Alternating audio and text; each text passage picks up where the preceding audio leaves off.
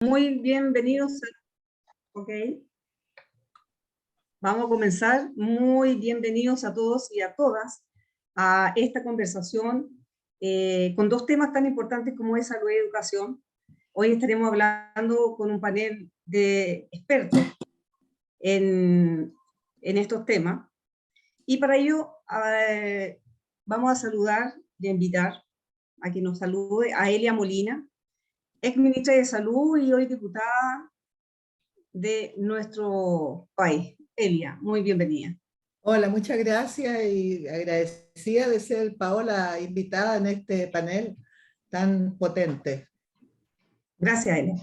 También vamos a saludar que junto a Elia nos vamos a comentar el tema de salud. Vamos a saludar a Bernardo Martorell, doctor en salud pública de la Universidad de Harvard. Bienvenido, Bernardo.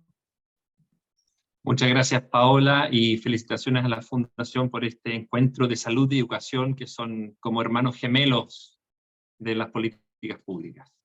Y muy enlazado. Y por el lado, al lado de educación, bueno, ustedes ya los ven, deben conocerlos bastante, como también a nuestros panelistas de salud. Vamos a saludar a Cristian Beley, sociólogo de la Universidad de Chile, máster en política educacional y doctor en educación de la Universidad de Harvard. Muy bienvenido, Cristian, académico además. Muchas gracias, Paola, mucho gusto y felicitaciones también a la Fundación por la iniciativa. Y bien, bueno, nuestro querido Mario Aguilar, profesor de educación física, máster en educación, dirigente del Colegio de Profesores, ex presidente del Colegio de Profesores a nivel Chile y hoy día metropolitano. Muy bienvenido, Mario, a que estés nuevamente con nosotros y hablando de salud y educación.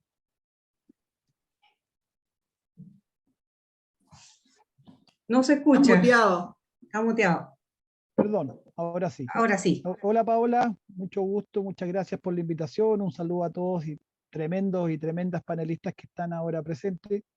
Y en estos días cruciales donde Chile se juega tanto, creo que es muy importante conversar y analizar y profundizar sobre lo que nos propone la nueva Constitución, así que con mucho gusto estoy acá presente. Bueno, y la que habla, Paola López, secretaria de Educación, y como lo dijeron ustedes, este es un programa que hemos hecho junto a la Fundación por la Democracia, y que se va a transmitir este programa a través de Facebook para que lo puedan ver, y además va a quedar grabado para que después lo puedan comentar con todas las familias. Y vamos a iniciar. El país vive uno de los momentos históricos más importantes en la construcción de la democracia, tanto paritaria en esta nueva Carta Fundamental, que emerge de una oportunidad de avanzar hacia un arreglo social que facilite el progreso y la equidad entre todas las personas del territorio. Por primera vez, y en más de 200 años de independencia, definiremos nuestro futuro, y esto en base a la primera Constitución escrita democráticamente, con paridad y representatividad.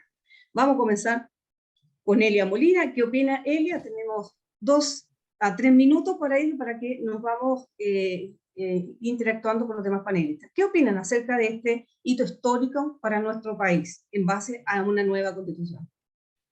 Bueno, tal como tú lo has dicho, Paola, este es un hito histórico porque por primera vez, ¿no es cierto?, se está construyendo, hemos construido una propuesta de Carta Magna elaborada primero que nada por constituyentes elegidos democráticamente, representando al espectro más amplio que uno puede imaginarse dentro del país, y que no cabe ninguna duda, estamos en la lucha para que ese texto haga un cambio sustantivo en el país, ¿no es cierto?, porque de partida declara a Chile como un país, como un Estado de Derecho, y creo que eso es lo más importante, más allá de cómo bajar ese Estado de Derecho a la gente.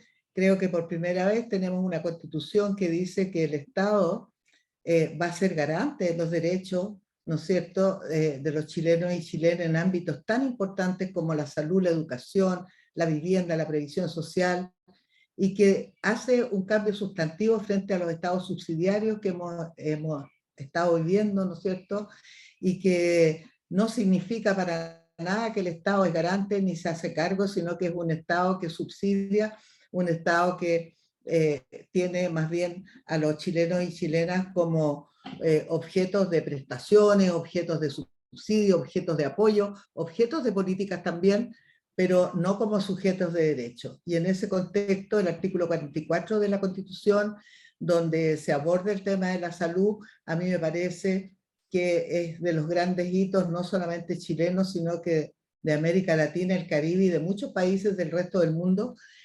donde de verdad la salud no solamente se incorpora como un derecho en el ámbito diríamos, asistencial, sino que también considerando cuáles son los elementos, los factores que hacen que el país tenga un determinado estado de salud y que se consideren entonces la salud como un constructo social que tiene que ver con determinantes sociales, es decir, con la vida de las personas, con las características de su trabajo, de su comunidad, de su etnia, de su cultura. Y creo que ese respeto, creo que esa diversidad, de reconocer la diversidad, ese respeto también a los pueblos originarios, nos transforma en un país tremendamente innovador y tremendamente reformista.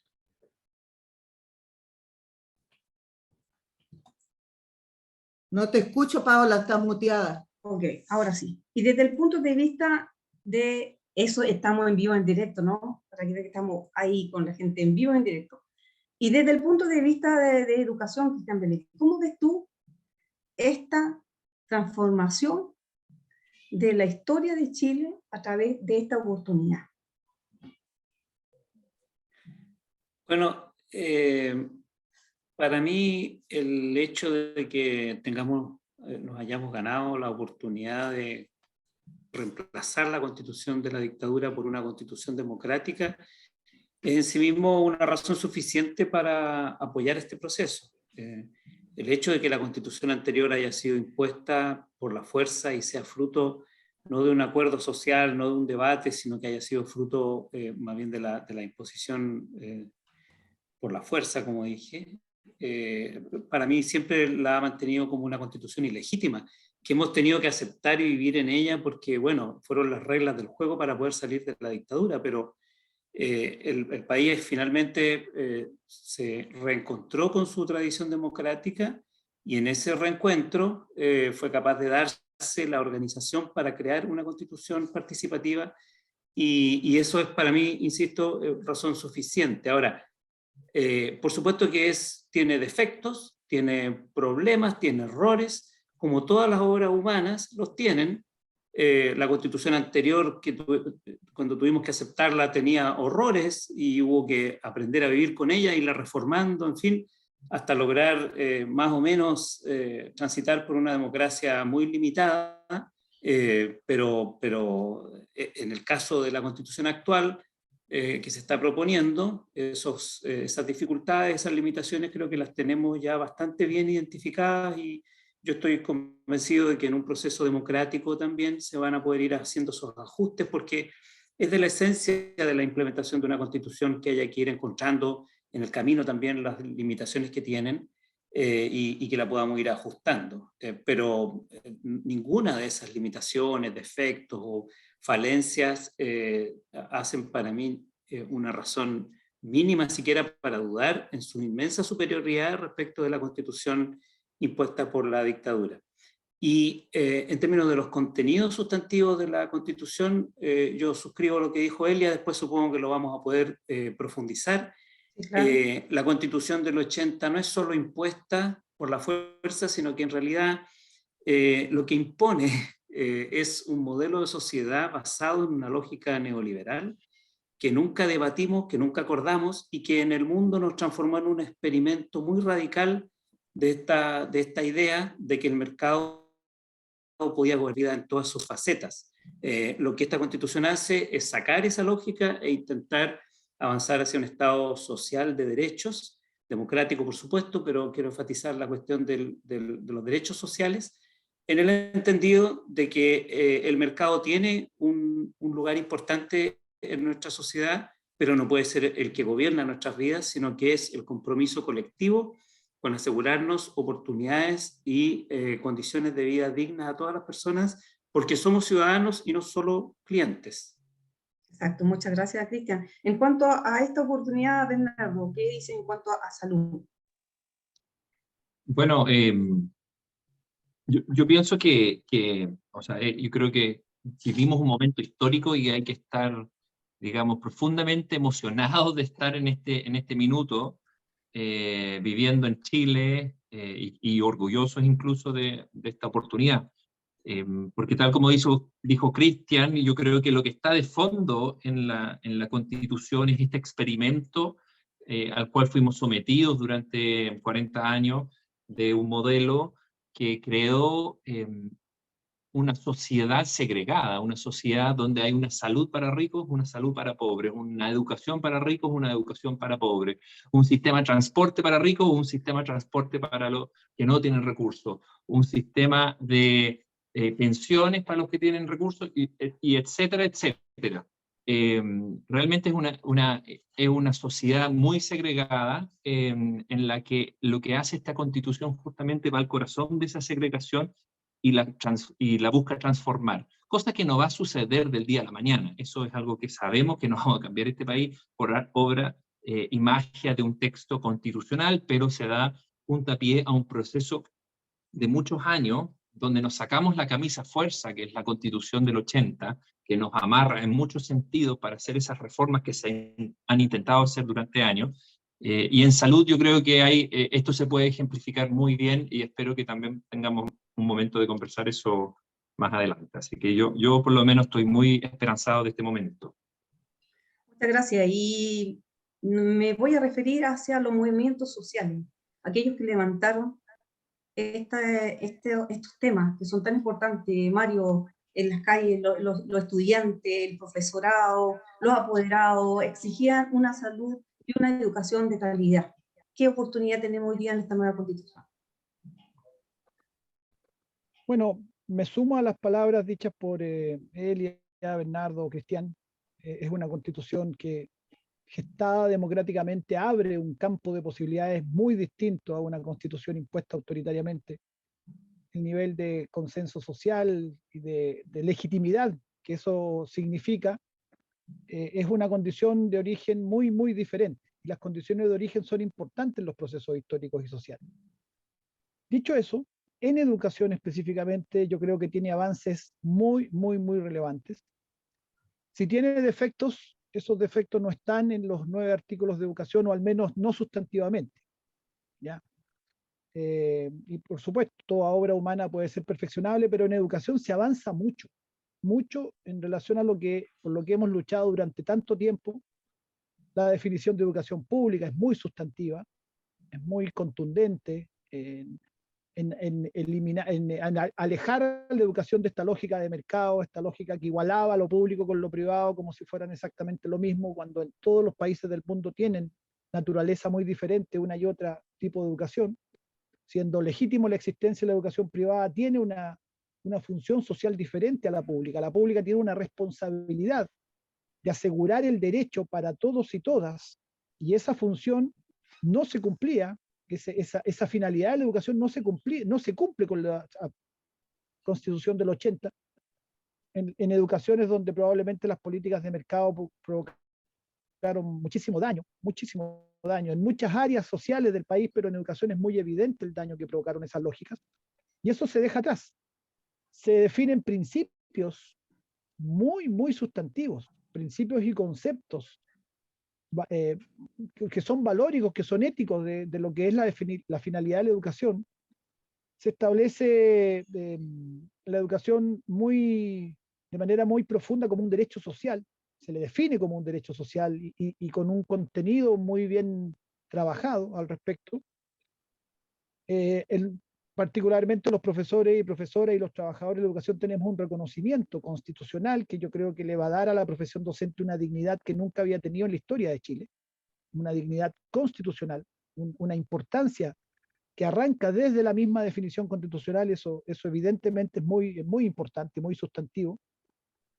Y finalmente decir que consagra adecuadamente, define adecuadamente lo que es la libertad de enseñanza, porque la Constitución del 80 estaba muy distorsionado ese concepto y se confundía con libertad de empresa, que no son lo mismo, son cosas muy distintas. Y ahora se define correctamente lo que es libertad de enseñanza, que tiene que ver con la libertad de cátedra por un lado y también tiene que ver con los tutores legales a elegir el tipo de educación que quieren para sus hijos e hijas. Entonces se ordenan conceptos que estaban muy, muy distorsionados y estuvieron distorsionados por casi 50 años, o sea, no ha sido poco tiempo el tiempo en que la educación chilena se vio sometida a estas lógicas tan dañinas. Y probablemente en salud es muy similar la situación.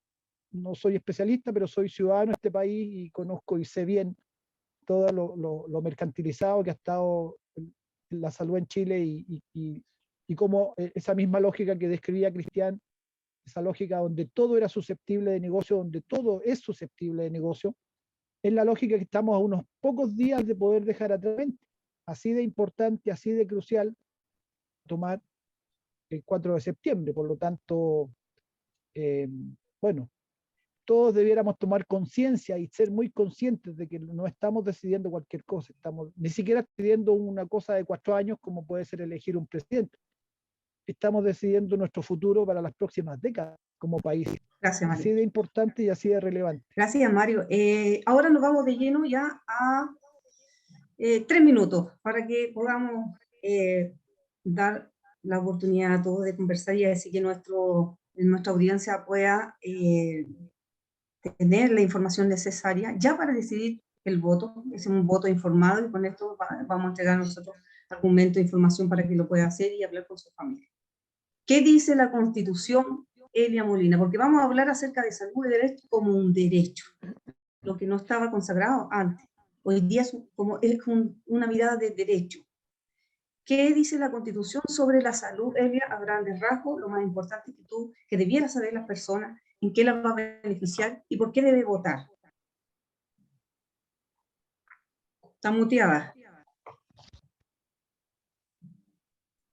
En primer lugar, decir de que la salud como derecho está planteada en el artículo 44 como debe ser planteada en una constitución, es decir, poniendo el marco global de derechos éticos, valóricos, las principales características que debe tener el sistema de salud para poder hacerse cargo de la responsabilidad que significa que la salud sea un derecho y que el Estado debe ser garante de esos derechos.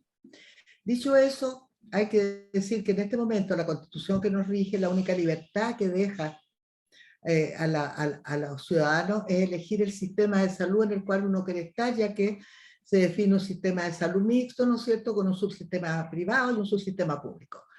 En este momento, el 80% de la población se encuentra en el subsistema público y el 17% de la población está en el subsistema privado, es decir, con aseguradoras que son privadas, con fines de lucro, y que es la única parte del mundo donde este tipo de instituciones administran impuestos de la nación, como son las cotizaciones obligatorias.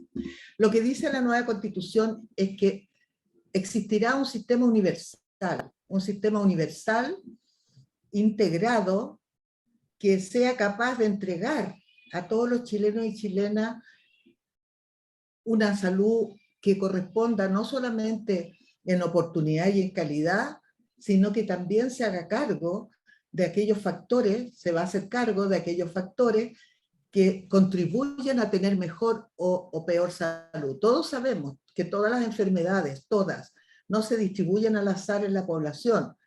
Todas, con excepción del tabaquismo que se salva un poco, son más graves, más frecuentes, tienen más mortalidad y más secuelas en las poblaciones, en los quintiles más bajos ingresos. Eso se ha mostrado en las 3 encuestas nacionales de salud que se han hecho en Chile. Entonces tenemos una realidad tremendamente compleja. Por otro lado, Chile se ha envejecido en mucho, o sea, la transición demográfica ha llevado a que tengamos una población muy envejecida, con más de 2, 3 y hasta 4 y 5 enfermedades crónicas no transmisibles por gérmenes, y que representa un tremendo desafío. Representa un tremendo desafío porque esto tiene que ser abordado en un sistema que va a tener que tener varios subsistemas que lo conformen, y que, por otro lado, el rol rector fundamental que debe tener el Ministerio de Salud abarque a todos los ciudadanos y ciudadanas del país. las ISAPRES en ese contexto, porque siempre es la pregunta, ¿qué va a pasar con las ISAPRES? En ese contexto de cuando podamos realmente bajar con leyes y podamos conformar este sistema universal, lo más importante, ¿no es cierto?, de decir es que las ISAPRES desaparecen como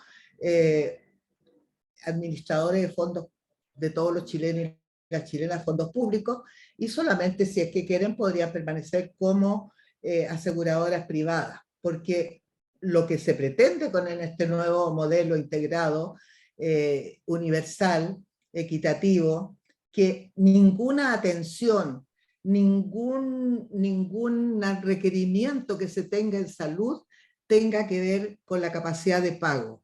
Todos y cada uno de las personas, por ser la salud un derecho, tienen el derecho de lograr su óptimo potencial de salud, independiente de su etnia, de su género, del lugar donde nació, de si es chileno o es migrante, y en ese contexto este sistema es complejo.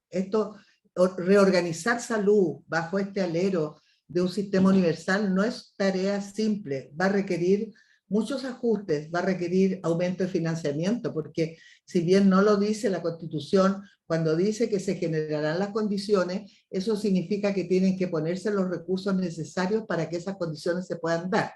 Y en este momento en Chile nosotros estamos gastando como gasto público en salud mucho menos de lo que la OMS estipula como un mínimo piso, que son el 6% del Producto Interno Bruto del PIB, nosotros estamos como en el 4,7, 4,8, y obviamente que va a haber que inyectar recursos y hacer la mejor alianza, articulación público-privada para poder tener, ¿no es cierto?, capacidad de respuesta. Y eso es el gran desafío.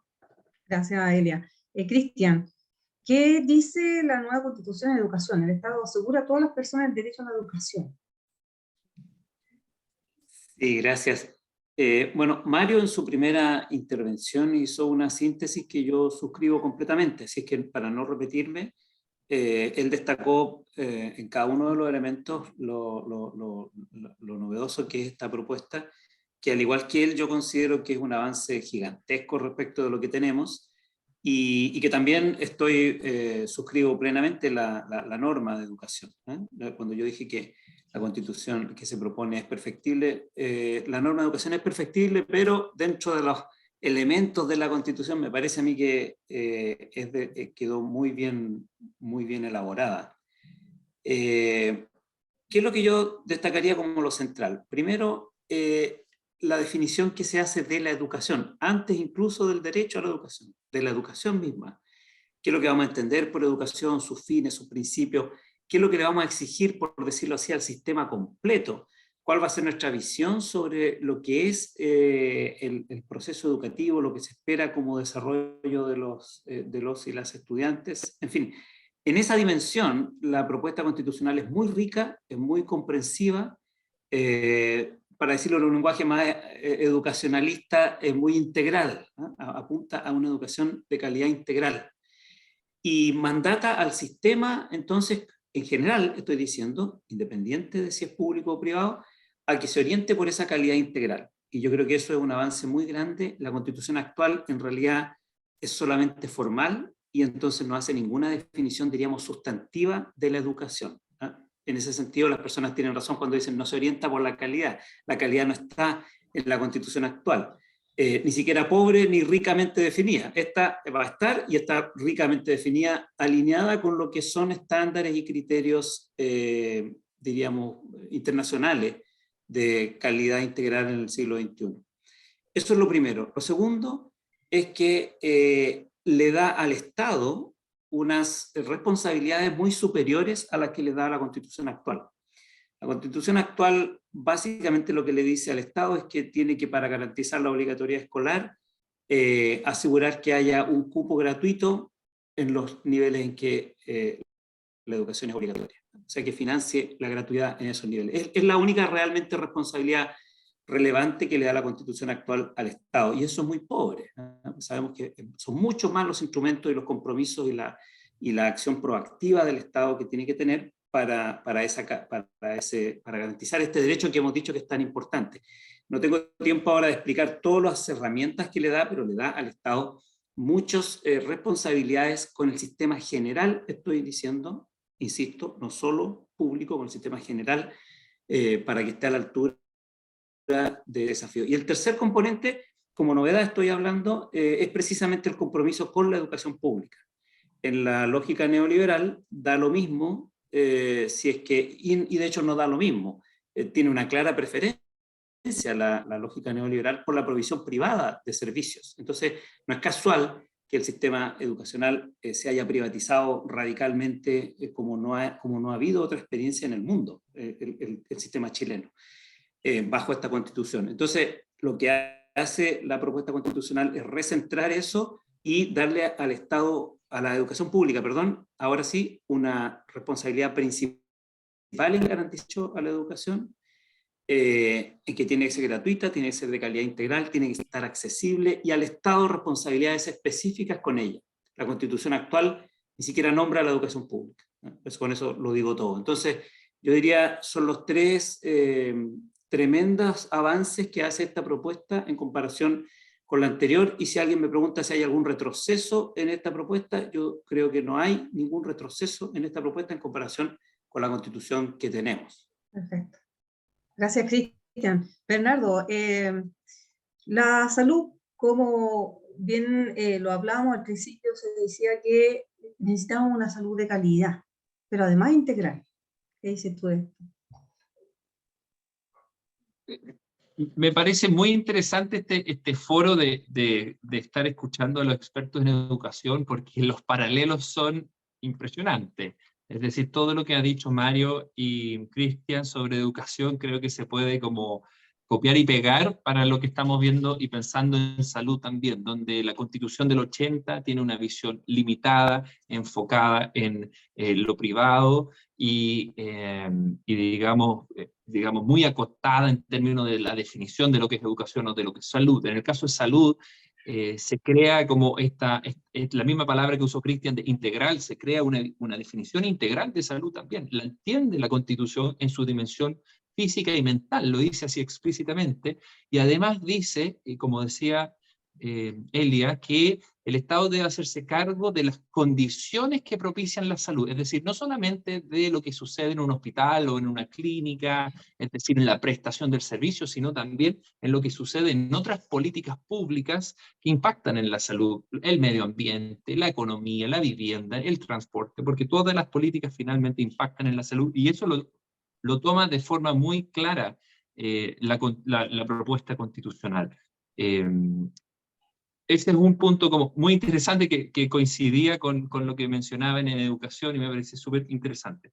Otro tema que se plantea en la propuesta constitucional es, bueno, se crea un sistema nacional de salud que además es basado en atención primaria. Uno puede decir, bueno, esto es lo mismo que hoy día tenemos como FONASA, basado en atención primaria, pero no es así, porque en realidad la característica principal que tiene este nuevo sistema es que es universal, como dijo Elia en algún momento. Y esa universalidad hace una diferencia cualitativa en cómo el sistema puede funcionar, eliminando una serie de ineficiencias y de trampas que tiene el actual sistema y que finalmente generan los problemas que hoy día conocemos de lista de espera, de falta de especialistas, de infraestructura insuficiente en el sector público y de todos los otros déficits que podemos largamente mencionar y que conozco muy bien porque trabajo en la salud primaria de La Pintana, entonces conozco bien la realidad que vivimos hoy día en el sistema de salud. Entonces, da todo esto, digamos, esta mirada amplia,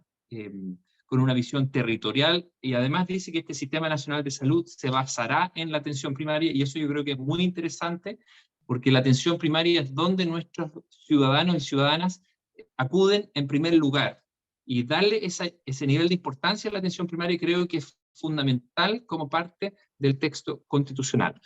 De todas maneras, y quizás para dejar para más adelante, creo que tiene riesgos el texto, no creo que el texto en sí solo resuelve todo, y lo que venga después de legislación, de todo la ingeniería de detalle, igualmente ahí pueden pasar cosas, digamos, no estamos a salvos, digamos, de que los negocios entren en la salud, de que haya, digamos, intereses que finalmente también nos generen problemas o perpetúen problemas, y me gustaría quizás más adelante comentar esos riesgos que igualmente tenemos, aunque aprobemos este texto que comienza.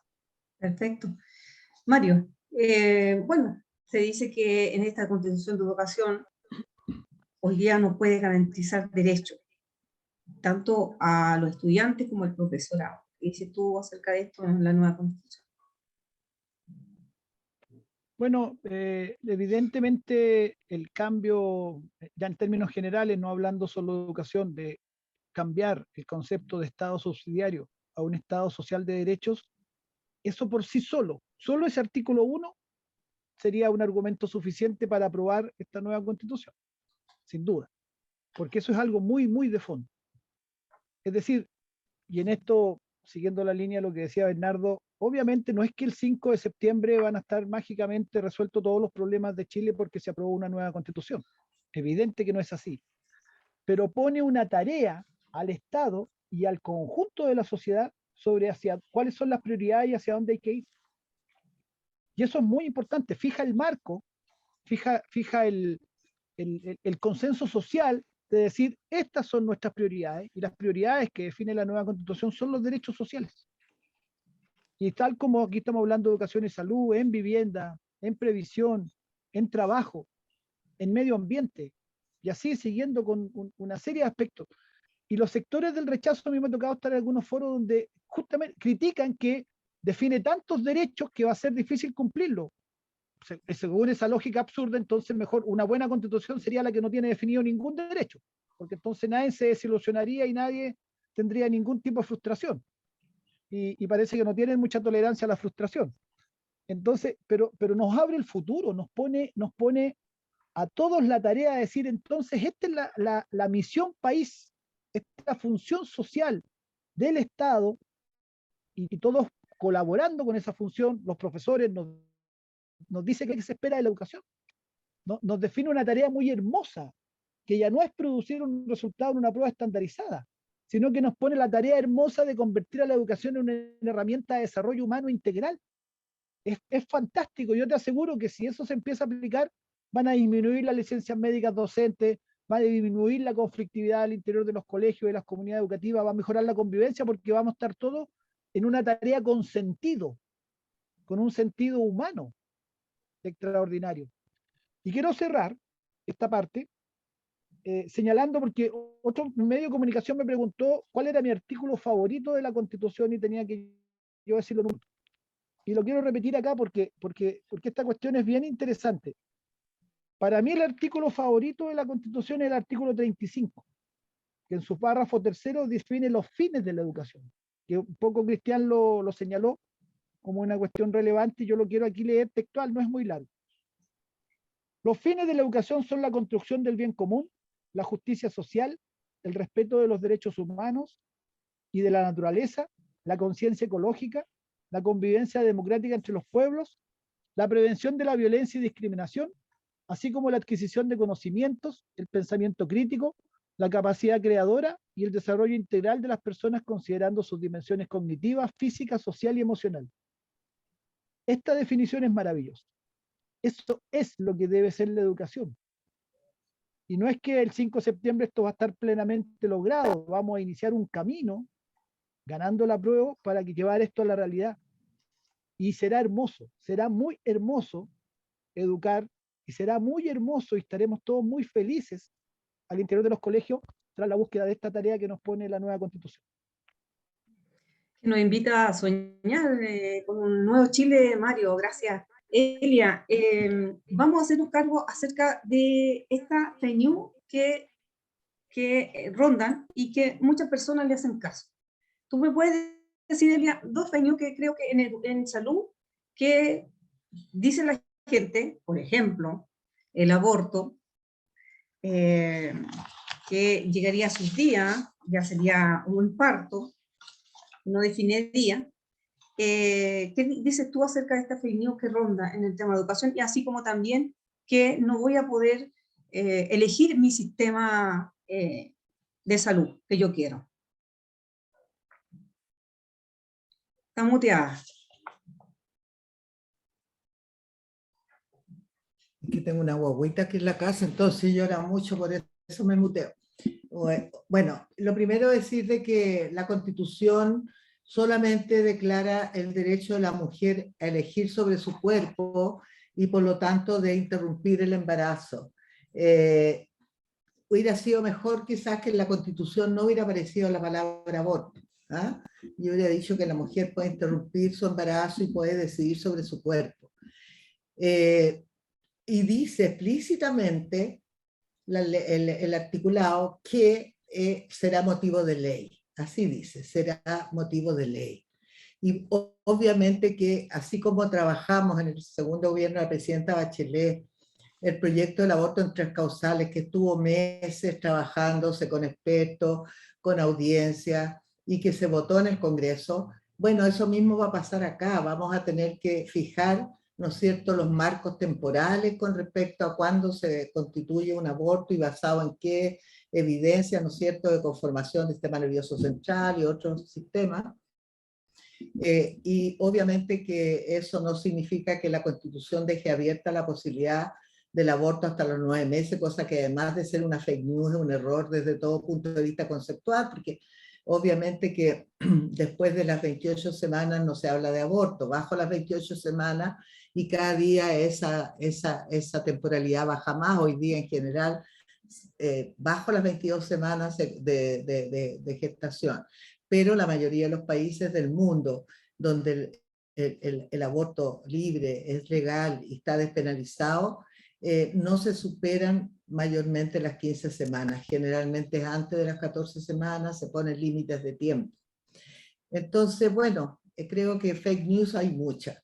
Con respecto a la libertad para elegir, esa no es tanto una fake news, porque en realidad la gente de verdad no va a tener necesidad de elegir un sistema público o uno privado, porque va a existir un sistema universal que va a tener prestadores públicos, prestadores privados, distintos subsistemas de administración, de prestaciones, pero va a haber un solo sistema de salud, que va a ser el sistema universal, va a ser un sistema donde todos van a tener cabida, y quienes no les interese ser parte de las prestaciones que el Estado ofrece, pueden tenerla, y si tienen los recursos, tomar un seguro complementario y poder entonces negociar con un seguro complementario otro tipo de elección de lugar o de especificidades con respecto a la elección.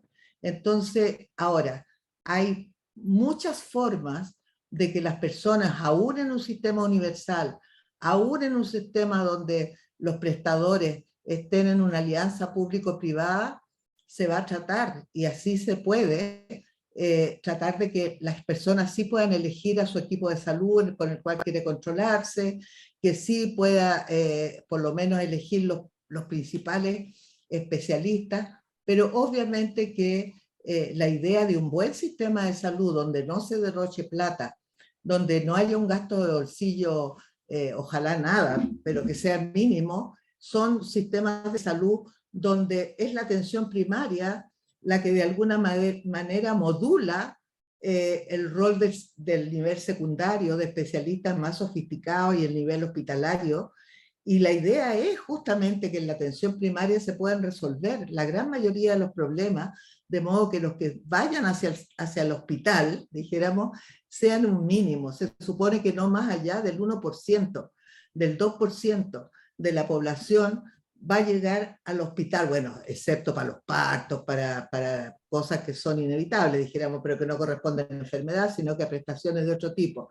Porque la idea es que el 96, 97% de los problemas se puedan resolver en la atención primaria, que de ahí un porcentaje bajo vaya al nivel secundario y vuelvan con todas las indicaciones al nivel primario, donde se siga trabajando su problema específico con equipos de salud integrados, considerando su familia, porque el modelo probablemente que vamos a usar es un modelo de salud familiar, ¿no es cierto?, que ha demostrado en el mundo que es muy exitoso, que tiene mucha satisfacción de los usuarios y que de alguna manera, claro, tú no puedes elegir ir al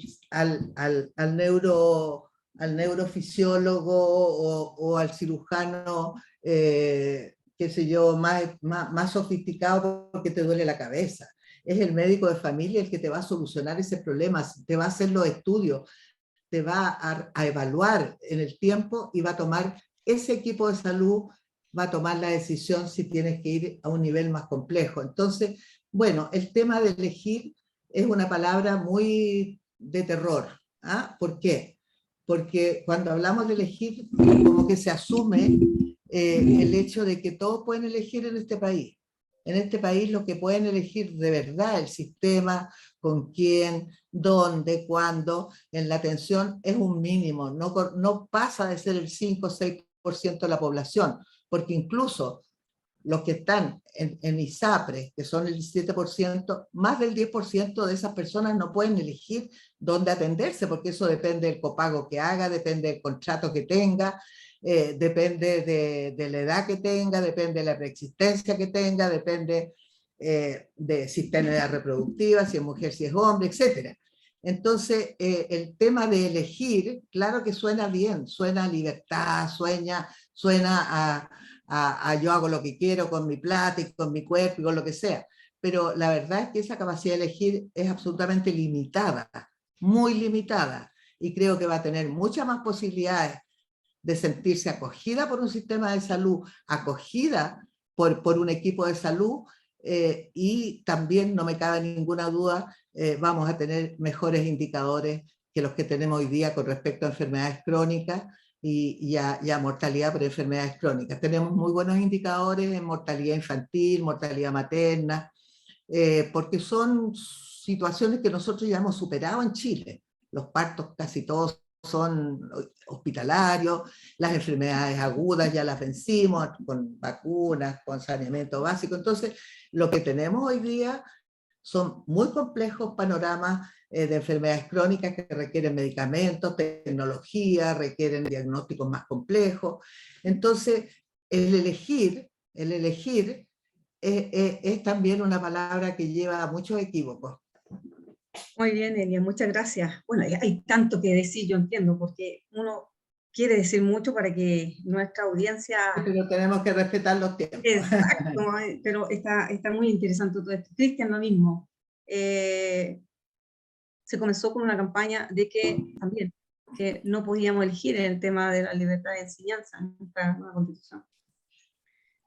Sí, mira, sobre eso creo que me demoro 30 segundos en comentarlo. La libertad de enseñanza está garantizada en la Constitución, explícitamente tiene un artículo para ella. El tema, de hecho, de elegir, que aparece como, de hecho, es uno de los derechos humanos, elegir el tipo de educación para los niños, niñas, las personas a su cargo, está también explícitamente mencionado. Así que yo creo que en eso, ya francamente, eso ya no es fake news, es casi como borrar párrafos que están escritos en el texto. Respecto de la educación privada, el único aspecto que no está explícito en la Constitución y que algunas personas del rechazo lo hacen ver, es que no hay una habilitación específica del Estado para financiar escuelas particulares subvencionadas. Pero la verdad es que eso tampoco está en la Constitución actual, o sea, no está ni en la actual ni en la que se propone, sino que esa habilitación es implícita. De todas maneras, ese artículo se propuso, yo creo que era mejor por lo mismo, para quitar esos fantasmas, para no darle argumentos al rechazo, era mejor que estuviera esa norma. Desafortunadamente esa norma, aunque tuvo una gran mayoría, no alcanzó el quórum. Incomprensiblemente no alcanzó el quórum porque la derecha no la apoyó, los mismos que ahora haciendo campaña dicen, oh, ¿por qué no está esa norma? Bueno, y ellos no la apoyaron. Entonces, yo creo que en términos prácticos no va a tener ningún efecto el hecho de que no esté. En términos discursivos, desafortunadamente se le dio un argumento al rechazo, pero el sistema en términos de garantizar la libertad de enseñanza es explícito y a mi juicio no tiene en eso la propuesta constitucional una desventaja, por eso antes dije una desventaja respecto a la Constitución actual. Creo que pudo ser mejor. Fue un avance que podíamos haberlo hecho un poquito mejor, pero no es en ningún caso un retroceso respecto de la situación para aquellas personas para las cuales la educación privada subvencionada sea relevante.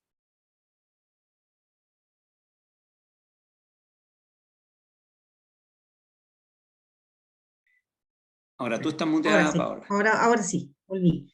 ¿Qué podemos decir también acerca del tema de salud, Bernardo? Bueno, yo quería como comentar esto de, aquí estamos entre convencidos, digamos, pero hay un mensaje que tenemos que lograr hacer llegar a los que no piensan como nosotros. Y yo creo que ahí es importante escuchar como los argumentos, un poco lo que también se ha planteado acá. Cristian mencionó algunos argumentos del rechazo. Yo también he tratado de escuchar los argumentos, y la campaña del terror, digamos, en salud ha ido por la línea de decir, oye, vamos a caer todos en FONASA y las listas de espera, que ya son largas, van a prolongarse más. Entonces, esa es como la línea argumentativa que usan, que FONASA es ineficiente, que lo público es ineficiente, que un sistema único es ineficiente. Y eso es una falacia completamente, porque en realidad las listas de espera que tenemos hoy día, las falencias actuales de nuestro sistema, son resultado del diseño institucional que nos entrega la Constitución vigente, al justamente separar los sistemas y al crear un saco de recursos para los que tienen recursos, y son poquitas personas, y es la mitad del dinero para esa 17% de la población, y el otro saquito para todo el resto, que además es donde más se concentra la enfermedad. Entonces, un diseño que es un diseño universal como el que estamos proponiendo, es un diseño justamente más eficiente, y eso es lo que demuestra la evidencia internacional. ¿Y por qué es más eficiente? Porque aquí los que tienen recursos cubren los que no tienen recursos. Los que están sanos cubren a los que están enfermos, y hay subsidios cruzados donde toda la población accede a todos los recursos, y no según necesidad, y no una parte de la población accede a recursos que están protegidos para ello, que son los recursos del sector privado actualmente, y los recursos como que sobran y que no logran captar recursos ahí en el sector privado, en el sector público queda para todo el resto del 80% de la población. Entonces, ese diseño segmentado es el ineficiente en esencia. Y es cierto, tenemos largas listas de espera, se ha invertido más en salud, pero también hay que considerar que el recurso humano está capturado en el sector privado, que la población ha aumentado de edad, se ha duplicado los adultos mayores en 10 años, se han aumentado la cantidad de tecnologías que están en salud. Entonces, hay también un problema de el gasto en salud que es siempre que es creciente, y así lo demuestran también los países como Estados Unidos, un país que tiene un sistema de salud bien liberal. Es un país que gasta el 16% de su PIB en salud, o sea, un gasto excesivo en salud que ha generado y que todavía no logran cubrir a toda su población. Entonces, ese es un buen ejemplo del camino que no hay que transitar. En cambio, que países que han transitado hacia sistemas universales justamente son países que logran tanto contener el costo, pero también resolver las necesidades de salud de la población.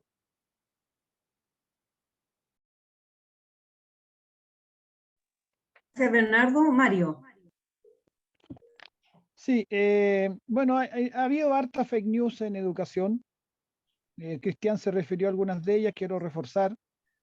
El artículo 36, frente a la fake news que dice que desaparecerá la educación privada. Yo he estado en foros con representantes del rechazo que dicen eso directamente. Gente que uno supone seria, pero que en este asunto se ha puesto bien poco seria. Y el artículo 36 dice: el Sistema Nacional de Educación está integrado por los establecimientos y las instituciones de educación parvularia, básica, media y superior creadas o reconocidas por el Estado. ¿Cuáles son las instituciones reconocidas por el Estado? Las que no son del Estado, las privadas. Y hay varios artículos donde hace esa mención, reconocidas, financiadas, incluso dice otro artículo más adelante. Por lo tanto, eso es una mentira. La educación privada va a seguir existiendo, pero es parte de la tradición histórica del país, además. La educación privada siempre ha existido. Lo que no va a existir, porque es explícito la Constitución también, es el lucro. Y eso nos parece muy bien, y creo que al conjunto de la sociedad chilena, o a la gran mayoría de la sociedad chilena, le parece muy bien que desaparezca el lucro. Directo o indirecto, ninguna forma de lucro. Se avanzó en un momento respecto al punto, pero no desapareció completamente el lucro, porque finalmente en la reforma educacional de hace algunos años quedaron algunas formas indirectas de lucro. Ahora se pretende asegurar que todos los recursos que se invierten en educación vayan a educación, y eso está bien, es correcto. pero no va a desaparecer la educación privada, ni siquiera va a desaparecer la educación particular subvencionada. No es así. No hay respecto de eso ningún artículo de la Constitución que establezca aquello. Lo que va a ocurrir sí es que se va a fortalecer la educación pública. Y eso también es correcto. Los países que tienen buena educación lo hacen sobre la base de su pilar fundamental es la educación pública. Finlandia, este país que siempre lo ponen como ejemplo, hasta ahora, a esta altura ya casi un cliché hablar de Finlandia, pero en Finlandia el 98% de la matrícula es pública, porque los colegios públicos son tan buenos y tienen todas las condiciones adecuadas, y acá se expone al Estado la tarea de generar esas condiciones para las escuelas públicas. Bueno, en Finlandia o en muchos otros países con buena educación pública, la matrícula va fundamentalmente a esos colegios, pero es por opción de las familias. No es porque no exista la educación privada. Entonces, hacia allá apunta el sistema, sí. Quisiéramos que la matrícula pública crezca a partir de estas políticas, pero no porque se impone o porque se prohíbe a la educación particular, sino porque las escuelas públicas tienen un desarrollo tal que en definitiva las familias, los padres, madres y los tutores van eligiendo las escuelas públicas de los colegios públicos. Y está muy bien. Es así como debe funcionar el sistema. Esa es una forma correcta en que funciona el sistema. Entonces, no crea las fake news. Para los que están escuchando, infórmese bien, lea la Constitución y va a ver que en materia de educación, que es lo que me corresponde a mí promover en este conversatorio, en materia de educación, todo apunta a mejorar lo que tenemos. De ninguna manera retroceder, de ninguna manera. Acá podemos solo mejorar con estas definiciones que están acá en la nueva Constitución. Y eso, por supuesto, es una buena noticia. Muchas gracias, Mario. Y ahora ya casi nos estamos despidiendo, pero es importante dar un mensaje a los indecisos, aquellos que todavía no saben por qué votar. ¿Por qué sería importante votar? Valga la redundancia. Cristian, el mensaje que le dejamos a nuestra audiencia de Cristian Beley, experto en educación, ¿qué le diría hoy día? A 2 semanas prácticamente de este plebiscito tan importante. La garantía del derecho a la educación como un compromiso social básico para tener una vida más plena, para desarrollarse las personas y sobre todo para darle oportunidad a los niños y las niñas con independencia del bolsillo de sus familias. El gran avance, la gran diferencia de esta Constitución respecto de esta propuesta respecto a la Constitución actual, a eso nos referimos cuando decimos un Estado social de derechos.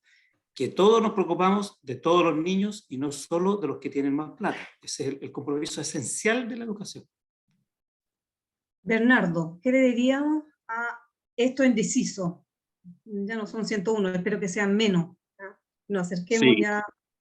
Bueno, yo les diría que, bueno, les diría hartas cosas, pero quizás el mejor ejemplo del sistema que propone la nueva Constitución, un sistema nacional de salud universal que integra prestadores público-privados, el mejor ejemplo de eso se dio en Chile durante la pandemia. Y la hizo el ministro Mañalich y el gobierno de Piñera, donde los pacientes, independientes del problema que tenían, se podían atender en un hospital público o en una clínica privada, y en la clínica privada a precios que fijaba el Ministerio de Salud. Y ese modelo como sistema se pudo hacer, fíjense en esto, en un estado de excepción constitucional. Es decir, tuvimos que exceptuarnos de la Constitución existente para poder implementar un sistema nacional de salud. Y eso es lo que yo creo que necesitamos para Chile en salud. Elia, mensaje de Elia Molina. Mensaje. Bueno, en primer lugar yo quería decirle a los indecisos y indecisas, y me tocó estar en un programa que se llamaba así, Los 100 Indecisos, y ganamos, ganó a la prueba en ese programa. Estuvo muy bien. Sí, entonces quiero decirle, primero que nada, que esta Constitución, que a lo mejor a usted le molestan algunas palabras, a lo mejor han logrado ser permeados por la fake news y por la campaña del terror, es un excelente punto de partida para mejorar Chile. La Constitución que nos rige en este momento estuvo hecha específicamente para privilegiar, proteger, cuidar y enriquecer a una élite chilena, a una élite social y económica. Esta constitución está hecha para poder llevar al país a un estado, a ser un estado equitativo, donde todos y todas tengan derechos, donde no hayan diferencias sustantivas, garrafales, injustas, terriblemente, en los principales derechos de las personas. Entonces, está bien, si usted hay cosas que no le gustan, nosotros como representantes de ustedes, yo soy diputada, como representantes de ustedes que nos eligieron, vamos a hacer las leyes que sean capaces de consensuar la gran mayoría de los criterios de aquellos que están indecisos. Pero no partamos de cero, tenemos un excelente texto y este texto nos va a permitir seguir discutiendo, seguir perfeccionando y llegar a puerto con una carta magna que realmente abra, como decía el presidente Allende, las anchas alamedas. Gracias. Muchas gracias, Elia y Mario. Tu mensaje. Sí. Bueno, dirigiéndome a los indecisos, diría que si uno le quiere buscar las 5 patas al gato o las 5 extremidades al felino, para ser más refinado, uno le va a encontrar alguna coma, algún artículo, algún punto que no le gusta. Yo puedo mencionar, por ejemplo, que me hubiera gustado que la educación parvularia también hubiese sido obligatoria. No la define como obligatoria. Pero eso ya es buscarle la cosa fina para encontrar algún pretexto, que es lo que ha hecho la derecha y la gente del rechazo. Pero si comparamos con lo que hay que comparar, que no es con lo perfecto, porque lo perfecto no existe, sino que comparamos con la Constitución que estaríamos dejando atrás, que es la Constitución del 80, es un avance tremendo, tremendo. Ese 1,5 millones que marchamos en la Plaza de la Dignidad el día 25 de octubre del 2019, los millones que caceroleamos en esos días, los millones que salimos a las calles, que nos juntamos en cabildos, donde pensábamos y soñábamos el Chile que queríamos, los que nos movilizamos en plena pandemia a votar en el plebiscito de entrada y en un 80% dijimos que queríamos nueva constitución y que queríamos esto. Bueno, todo eso que por lo que luchamos está plasmado en este texto. Esencialmente está plasmado en este texto. Entonces, si saliste a la calle, si marchaste el 25 de octubre del 2019, si caceroleaste en esos días, si fuiste a algún cabildo, si votaste por el apruebo en el plebiscito de entrada, tienes que tener la certeza y la seguridad de que el texto que se propone, este texto, efectivamente está plasmando en un porcentaje altísimo eso por lo que luchamos y eso que demandamos. Por lo tanto, con confianza, sin ningún temor, sin creer en fake news, la decisión más sensata y la decisión mejor para el país, mejor para nosotros como individuos, como personas, para nuestra familia, para nuestra gente, para nuestros amigos, para nuestras comunidades, es votar a prueba. Bueno, quiero agradecerle a todos y a todas por estar hoy día en esta conversación que es tan importante. Además, quiero decirles que este programa va a quedar grabado, por lo tanto nosotros vamos a hacer bastante esfuerzo para que esto se replique, se siga viendo, porque es importante llegar a esas personas, como dice, que están indecisas, que no leen y para que tengan un tiempo importante. Gracias, Cristian Beley. Gracias, Bernardo Martorell, gracias a nuestra diputada Elia Molina y gracias, Mario, por estar hoy día con nosotros. Agradecemos la audiencia y recuerden que el 4 de septiembre es un hito histórico, una oportunidad y tú eres la clave en este proceso. Muchas gracias a todos, que estén muy bien. Chao. Un abrazo.